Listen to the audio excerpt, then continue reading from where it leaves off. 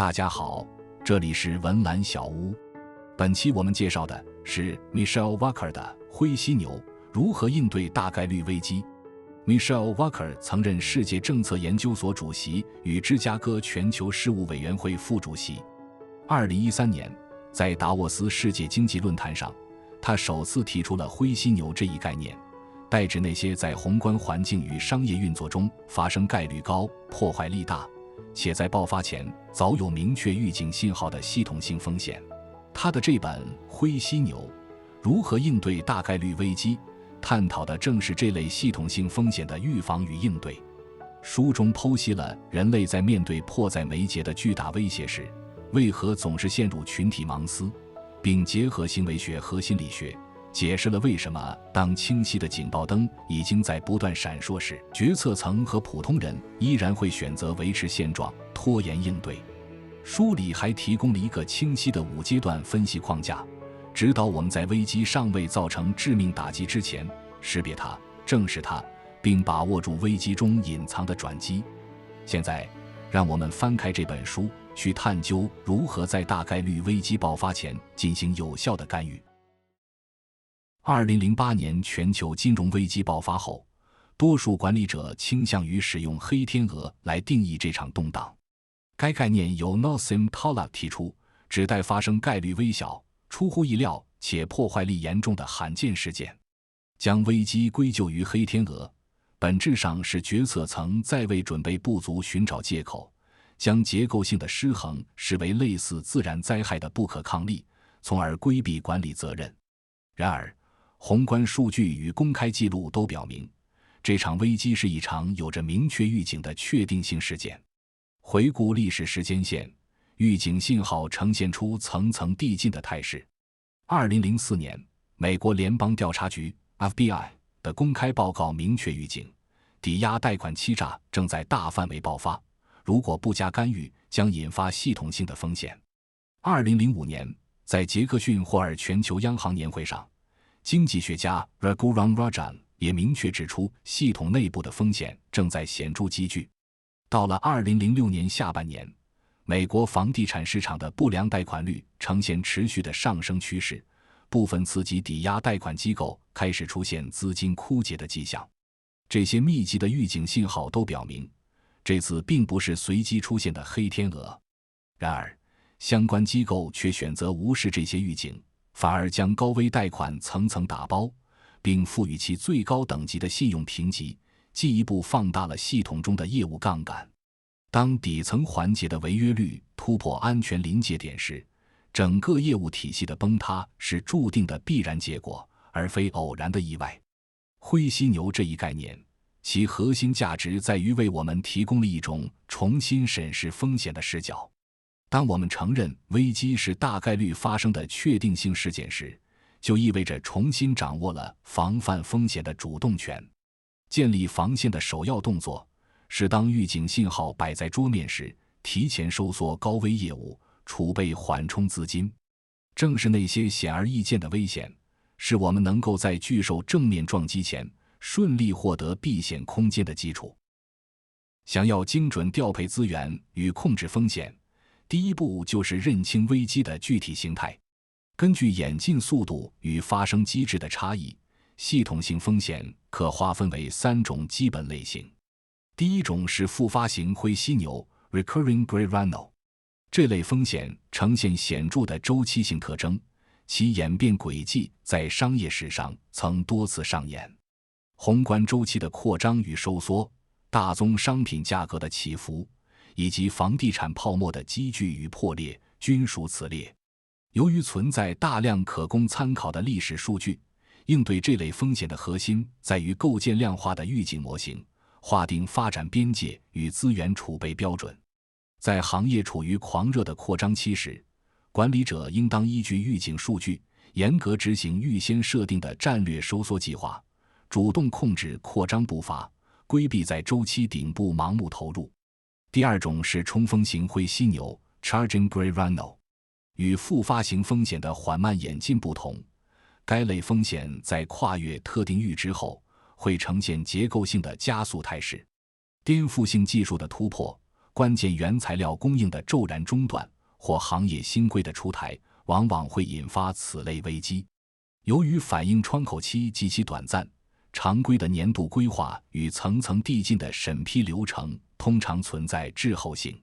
组织必须在内部建立敏捷反应机制，授权一线单元在捕捉到异常数据时，直接绕过常规审批，启动应急预案，并调用专项资源进行防线部署，以确保在危机加速前完成对冲。第三种是原犀牛 Metrano， 它指组织内部存在的阻碍决策层识别与应对前两类外部危机的结构性缺陷。2008年危机前，部分投行的薪酬激励机制即是原犀牛的典型体现。当时，相关人员的年度奖金仅与当期的业务规模挂钩，而无需对长期的违约风险承担责任。这种激励错配导致执行层主动屏蔽了预警信号，转向追逐短期指标。消除原犀牛是防范所有外部风险的底层基础。在进行内部审查时，不仅要评估外部市场的波动，更要严格核查内部考核机制是否存在引导短视行为的设计，将长期风险指标纳入核心管理层的绩效考核权重，并设立直接向最高决策层汇报的独立风控部门，是修正结构性缺陷、恢复组织风险感知能力的有效动作。只有解除了内部的系统性屏障，才能确保外部信号得到准确的传导与处理。组织内部的结构性缺陷往往会进一步放大人类在空间与时间感知上的物理错觉。当一个大概率危机距离尚远时，它的体量看起来微不足道，移动速度也显得迟缓。这种感知上的错觉会给决策者带来一种虚假的安全感，导致他们在行业结构性拐点到来时错失最佳的战略转移时机。影像行业的传统巨头伊什曼柯达 Eastman Kodak 的发展轨迹，清晰地展现了这种错觉所带来的高昂代价。1975年，柯达的工程师 Steve Sasson 成功研发出世界上第一台数码相机原型机。这台设备重达8磅，分辨率仅有10000像素，记录一张黑白照片需要耗时23秒。在当时管理层的评估中，这项处于萌芽状态的技术显得遥远且不具备商业价值。彼时，柯达在全球相机市场占据主导地位，传统胶卷及冲印业务提供了丰厚的利润回报。相比之下，早期的数码相机不仅画质粗糙，且制造成本居高不下。基于当下的表面指标对比，决策层将数码摄影的威胁定性为遥远且缓慢的。他们选择将绝大部分研发与市场资源继续倾注于传统相机的微小改良上，而非全力推进向数码相机的结构转型。然而，依托摩尔定律的底层支撑，数字图像传感器的分辨率呈现指数级增长，同时成本急剧下降。当新技术越过性能与价格的临界点后，其对传统市场的侵蚀速度远超预期。到了2001年，全球胶卷销量达到顶峰后，便开始呈现断崖式下跌。曾经那个看似缓慢的边缘威胁，在逼近眼前时，已经演变成一头高速冲锋的巨兽。最终，柯达在2012年正式申请破产保护。避免这种距离与速度错觉的有效手段，是重构组织评估风险和机遇的指标体系。在监控行业趋势时，必须降低对当前利润、市场占有率等滞后指标的依赖，转而建立早期领先指标，例如新技术专利的申请增速、边缘市场的产品渗透率等。当领先指标确认了一条新的上升轨道时，即使新业务在短期内会蚕食现有利润，也必须强制划拨专项预算进行战略倾斜，通过前置的资源布局与组织调整，在大概率危机加速之前完成业务重心的平滑转移。然而，即便预警信号清晰可见，群体有时仍会陷入集体的静止状态，这就需要我们进一步透视人类面对危机时的心理防御机制。当预警信号穿透了距离与速度的错觉，清晰地呈现在组织面前时，最常见的最初反应并非迅速执行应对预案，而是陷入系统性的停滞。这种停滞源于面对危机时的第一个心理阶段——否认。在这一阶段，内部机制会自动过滤掉不利的底层数据，试图维持平稳运转的现状。当负面数据持续累积，无法再被掩饰时，决策群体会顺势进入第二个阶段，得过且过。这意味着管理层在客观上承认了问题的存在，但出于维持表面业绩或规避重组阵痛的考量，选择将修复成本与决策压力向后推延。2007年8月1日，美国明尼苏达州的密西西比河大桥发生结构性坍塌，导致13人遇难。这并非一起不可预见的工程意外。早在这场灾难发生17年前，联邦政府的工程检查报告就已经将这座大桥正式评定为结构缺陷状态。到了2001年，明尼苏达大学的专家团队发布了详尽的检测报告，明确指出该桥梁的主横架存在显著的疲劳开裂现象，无法支撑日益增长的交通流量。在长达17年的时间窗口内，相关的管理部门始终处于典型的得过且过阶段。面对修缮桥梁所需的大额预算，决策层面临着资源分配的博弈。将资金投入到隐蔽的结构加固中，无法在短期内产生可见的政绩，因此他们选择进行低成本的表面维护，将真正的修复计划不断延期。这种群体盲思，即组织成员为了保持意见一致，维持短期利益，集体对明确的风险指标视而不见，导致了公共资源的严重错配。在缺乏硬性触发机制的情况下，各级负责人都假设大桥的结构韧性还能继续支撑下一个预算周期。对于各类组织的决策者和管理者而言，要打破这两个阶段的体制惯性，必须将抽象的风险感知转化为刚性的执行动作。在建立内部风控体系时，应当针对核心环节设定不可触碰的定量红线。一旦项目的运转隐患、资源消耗速度或关键设备的损耗指标越过预设的警戒区域，必须通过系统自动触发整改或业务剥离流程。系统设定不能允许任何形式的人为妥协，只有通过前置的强制性干预，才能避免小规模的局部损耗在时间的推移下演变为组织基本盘的整体坍塌。当早期预警被持续拖延，结构性风险达到临界点时，组织被迫进入第三个应对阶段——诊断与讨价还价。此时，潜在隐患已经转化为实际的实质性损害。决策层开始紧急评估危机对组织基本面的破坏程度，并在深度改革的高昂成本与承担全面崩盘的后果之间进行权衡。由于各方利益主体均试图将重组的损失转移给他人，这个阶段往往伴随着漫长的内部博弈与外部谈判，导致宝贵的救援窗口期被持续消耗。欧洲主权债务危机中的希腊完整展现了这一过程。2009年底，希腊政府公开承认其当年财政赤字占国内生产总值的比例高达 12.7%。这一真实数据的披露，标志着危机的集中爆发。随后，由欧洲联盟、欧洲中央银行和国际货币基金组织组成的国际援助方介入，试图稳定局势。从2010年到2015年，各方陷入了长达5年的讨价还价。援助方要求实施严格的紧缩政策，而希腊国内的政治力量则在削减福利与接受外部条件之间反复拉锯。在这一漫长的博弈期间，外界的耐心被消耗殆尽，资源开始大规模撤离。2015年夏天，希腊被迫实施严厉的资本管制，全国银行系统大面积关闭，社会运行遭遇深度冻结。这就是危机演变的第4个阶段——恐慌。当讨价还价的时间耗尽，国家系统全面陷入停滞，参与者开始无序转移资产，进而引发宏观层面的踩踏效应。在实际运行中，陷入讨价还价阶段的最大隐患，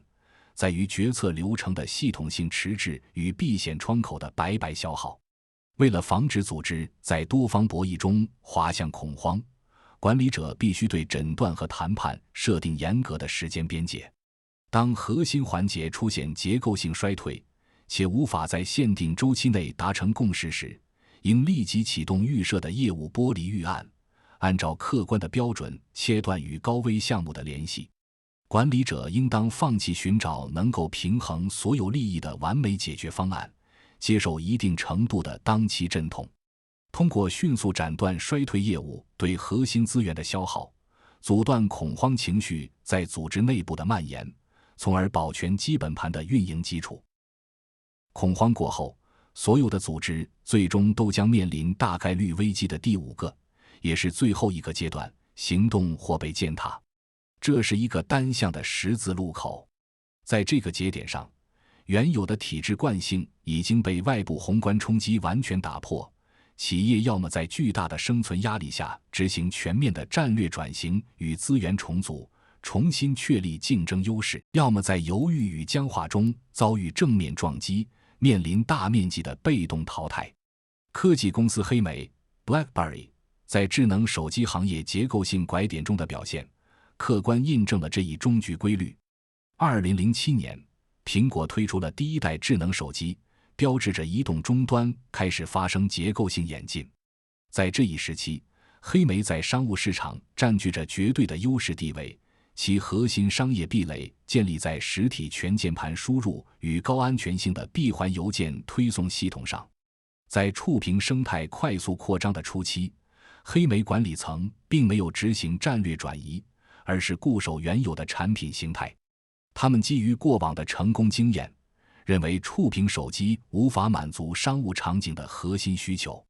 然而，到了2010年后，随着应用生态的全面爆发，商业基础发生了根本性的转移，传统智能手机的市场份额遭遇了断崖式挤压。当黑莓最终在2013年推出全触控系统时，用户的操作习惯与开发者的资源早已全面转移。由于在最后行动关头的迟缓，未能及时重构生态，黑莓的市场份额从2009年的近 20%， 迅速萎缩至不到 1%， 最终被迫退出手机市场。面临第5阶段的系统危机，局部的业务修补与渐进式改良已经无法建立有效的防御。企业掌舵人与核心决策层必须执行全面的战略转型与核心资源转移，这要求组织内部建立刚性的止损退出机制，克服对过往成就的留恋。当核心业务的关键指标出现不可逆的恶化，且行业底层逻辑已经重写时，必须果断关闭或裁撤传统业务，将剩余的可用资源和核心团队全面投入到顺应新周期的创新轨道中，不存任何侥幸，通过快速的业务重构来避开旧有模式的下行冲击，重新建立与时代红利的连接。为了避免在结构性拐点中遭遇系统性的碾压，组织进行防御的首要动作是建立一套能够绕过体制惯性、准确界定危机性质的内部反馈机制。在大型机构与庞杂体系中，由于利益绑定和短期绩效的导向，多数执行层成员倾向于保持沉默，导致基层捕捉到的异常信号在层层汇报中被不断稀释。此时，必须引入基于客观数据的独立审查，来打破这种群体盲思。1999年到2008年期间，美国证券交易委员会处理 Bernie Madoff 庞氏骗局的过程，完整展现了建立独立验证机制的必要性。当时 Bernie Madoff 旗下的机构连续10几年对外宣称，能够无视宏观环境的波动，提供稳定的高回报。这种违背基础常识的现象，本应引起高度警觉。1999年，分析师 Harry Markopolos 开始对该机构的底层运作逻辑进行逆向推演。数据核算结果表明，要在真实环境中复制这种表现，其业务规模需要超越当时整个市场的承载极限。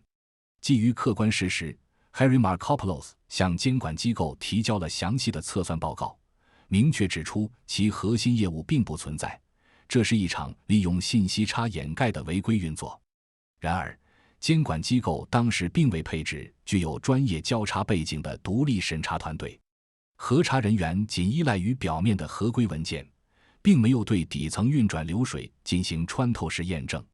在此后的数年间，监管机构对这些确凿的数据始终视而不见，未能采取任何实质性的调查行动，直到2008年危机引发连锁反应，导致其系统彻底停滞，这场涉及650亿美元的惊天骗局才最终浮出水面。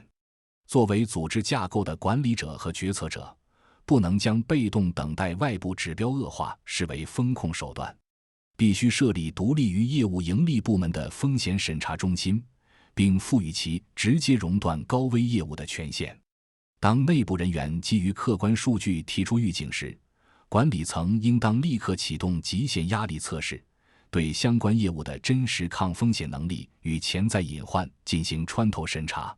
通过建立独立的数据验证闭环，切断群体盲思的蔓延路径，从而在危机加速冲撞之前，提前完成隐患的隔离与处置。打破对危机的否认与沉默后，决策者面临的下一个行动障碍是体制瘫痪。在诊断与讨价还价阶段，决策群体往往试图寻找一种能够平衡所有既得利益的无痛转型方案。这种对确定性的过度追求，导致组织在行业周期加速更迭时保持静止。应对冲锋型危机的有效路径是放弃一次性解决所有结构性问题的幻想，立刻执行局部且坚决的资源转移。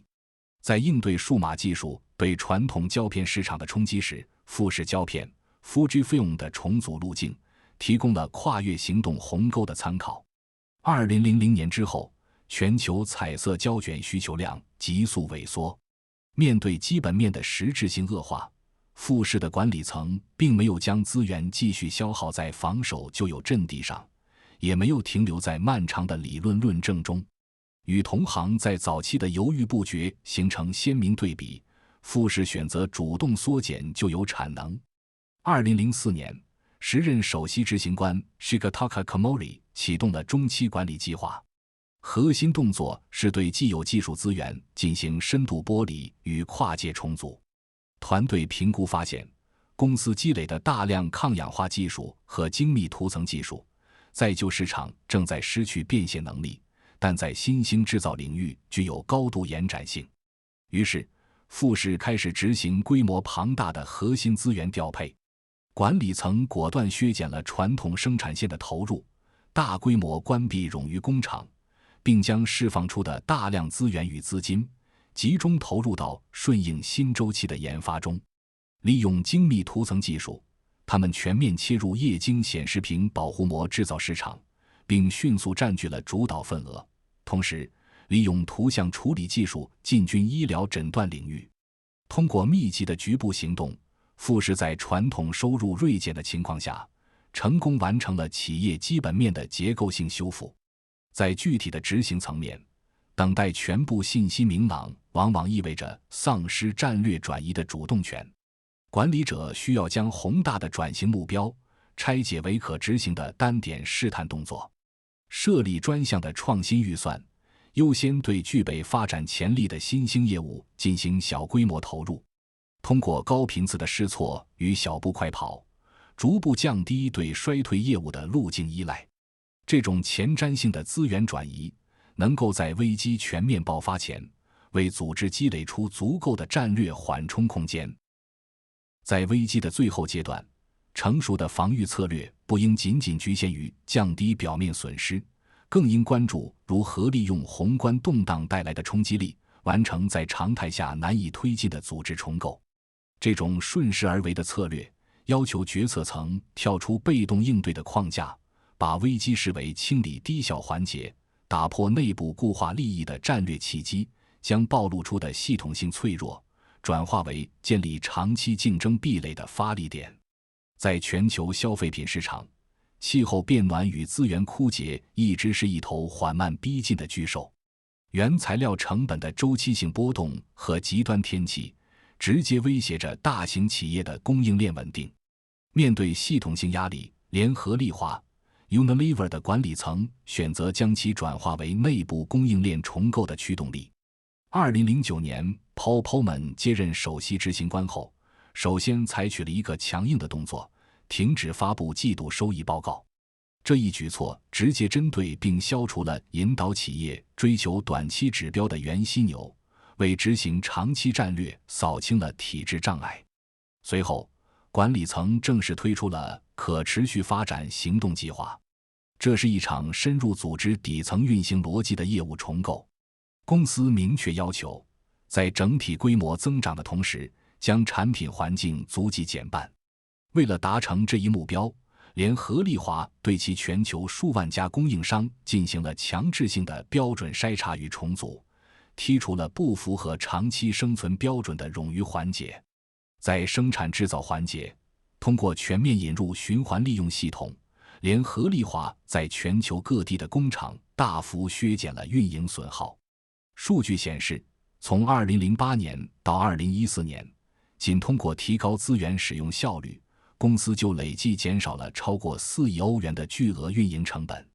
这种主动将外部危机内部化，并将其作为刚性标准强制执行的策略，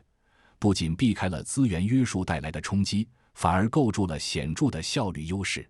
在商业演进中，每一次巨大的体系出清，都会伴随着就有格局的松动。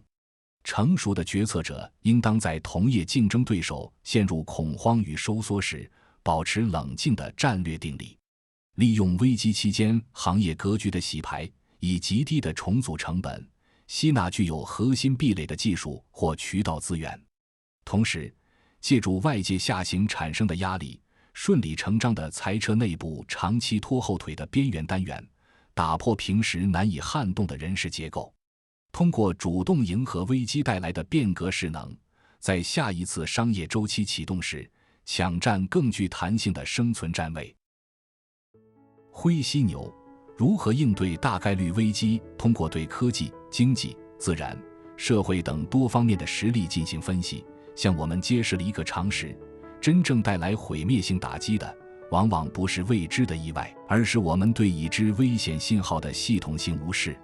只有通过建立理性的数据预警和独立的风控机制，才能克服从否认危险到陷入恐慌的人性弱点。只要在结构性拐点到来之前，敢于打破群体的沉默，果断执行资源的重新调配，就能在大概率危机的冲撞中保持组织与个人的发展韧性，甚至借用危机带来的巨大势能，完成跨越式的长期布局。这里是文澜小屋，我们不追求快速致富的奇迹，只希望与您一起阅读好书，慢慢变富。如果本期内容对你有所启发，欢迎您帮忙点赞转发，并分享给身边的朋友。您的举手之劳都是在为更有价值的知识投票。也相信您聆听本期视频的时间付出，会在未来化作认知上的复利，为您带来最稳健的回报。感谢您看到这里，我们下期再见。